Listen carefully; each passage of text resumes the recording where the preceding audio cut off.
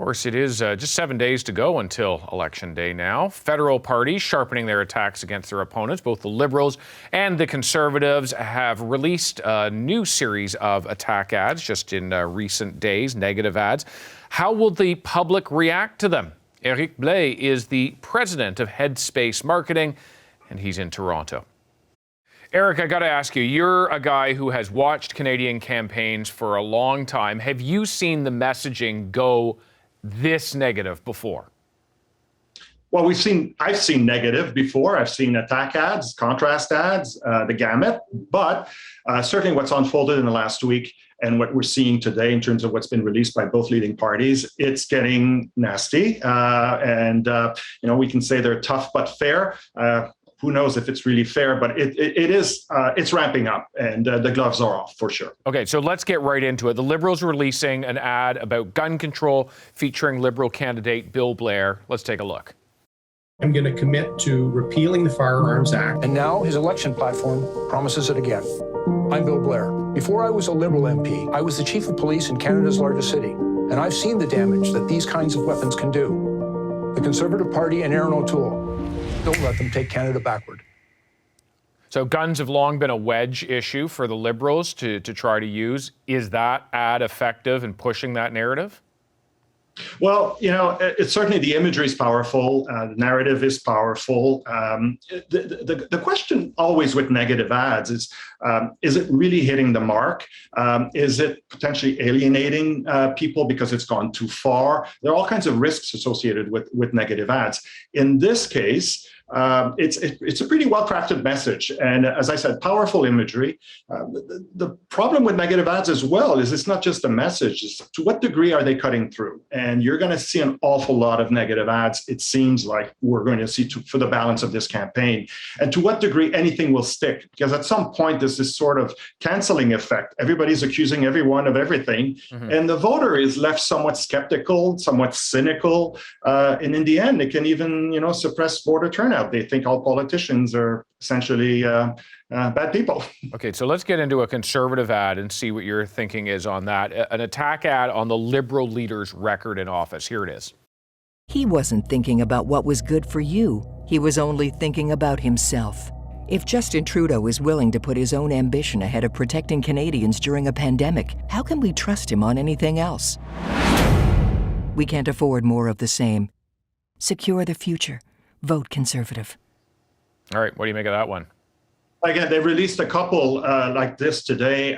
One very focused on the fact that he's spending $600 million on an election in the middle of a pandemic. I think it's messaging, again, that will resonate very well. I mean, this election has been about an election. We even saw a debate become about a debate question. I think those ads hit the mark but on both sides. Again, the question is, will they be effective? I mean, we often think that because it's made it to air or it's made it online, that it's effective advertising. It's not always the case. It's not in the commercial sector. I mean, we know, there's an old saying in our business, which is that I'm wasting half my budget. I don't know which half, though. To what degree is this really tested and foolproof and is going to move the needle in the direction they want it to move? That remains to be seen. There's also, as I said earlier, great risks. I mean, we can go back to 1993. We keep thinking that we're now, dealing with American-style advertising, something we've never seen in the country. But in 1993, the Conservatives went pretty hard at Jean Chrétien with facial deformity, an ad that really created backlash and caused a great deal of harm to Kim Campbell at the time. Let's take a look at that ad. Why doesn't he answer the questions he's asked? Doesn't he understand the questions? Or the answers? Or both? Jean Chrétien, a prime minister? Think twice. And of course, the PCs went on to win just 2 seats in that election. Now, not probably entirely for that ad, but it probably didn't help either. Yeah, and I think it's a cautionary tale. I mean, I come from the commercial sector. We spend months, if not years, crafting a strategy and the right execution and all the pre-testing that's required. I know there's a great deal of testing going on, mostly in the form of qualitative focus groups in a campaign. But it's easy to miss the mark or to go a step further in the moment of in the battle, in the spirit of the battle. And I think that's where we're at now with this remaining week. I think it's just going to heat up, and who knows if it's going to move the needle or it's going to become an issue like this ad was, and that could have a devastating effect. I started thinking about the tit for tat and the speed at which stuff can get out, particularly on social media, and then the damage, or whatever you want to call it, is done. It's out there and it's hard to respond. So if I think about, conservatives, for instance, who are, putting out a message, putting out an ad about that Justin Trudeau is only doing this because of his own ambition, the Liberals could conceivably go and use the video from last year of Erin O'Toole at a fireside chat, sort of talking about how he wanted an election. It's not from that many months ago, but if you go and release that, are you too late? Like, is the damage done already? Well, that's it. Here we are.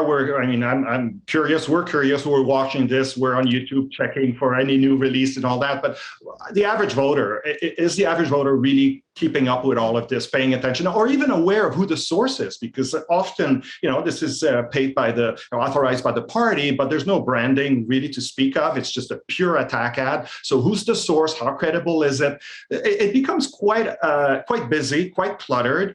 And it's not quite clear if the voter is keeping track of all this. It's a touchy game. It's a tricky game to be playing in the negative space. You think of the Lincoln Project in the United States during the last campaign. Those guys were crafting an ad a day. I doubt they were testing them all. Or if they were getting feedback on social media, which is a great way to get immediate feedback. But they weren't pre-testing necessarily, I suspect, everything. So you're prone to make errors, or again, to go too far. I'm sure they're scanning every imaginable piece of footage they can get their hands on to create those ads.